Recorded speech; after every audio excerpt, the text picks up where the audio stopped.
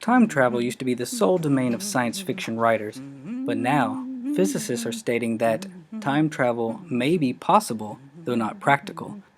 That is a scary prospect for those of us who have been taught through numerous stories that a simple change in the past may cause irrevocable damage to the future. This chain of effect is known as causality, which has roots in Newton's third law and chaos theory. So someone could step on a spider in the past and maybe soda's never invented.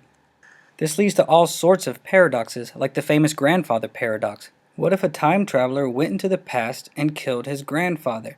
If he killed his grandfather, he would have never been born to be sent into the past, which means he couldn't have killed his grandfather. Theoretical physicists have three answers to this. The first being that the traveler is just fulfilling the present.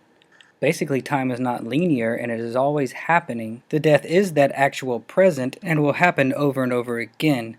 Or as the doctor explains, people assume that time is a strict progression of cause to effect, but actually, from a non-linear, non-subjective viewpoint, it's more like a big ball of wibbly-wobbly, timey-wimey stuff. the Terminator franchise uses this theory as a basis for their story, where John Connor sends a man back in time that becomes his father. Another theory popularized by Igor Novikov is that nature will simply not allow it. We may want to freely walk upside down on the ceiling, but nature's laws do not allow it.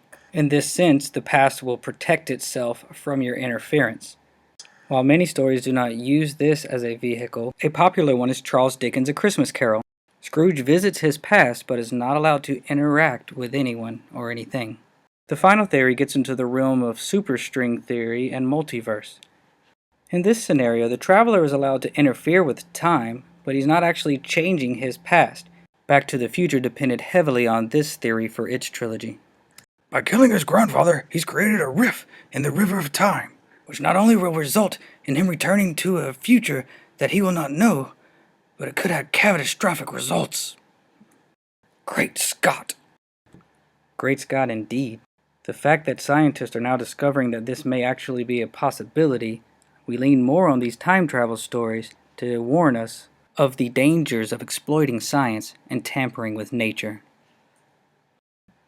Thank you for watching. The JSHS cohort hopes we gave you something to think about, and maybe a little entertainment. Keep causality in mind next time you decide to turn left instead of right. And remember, always remember,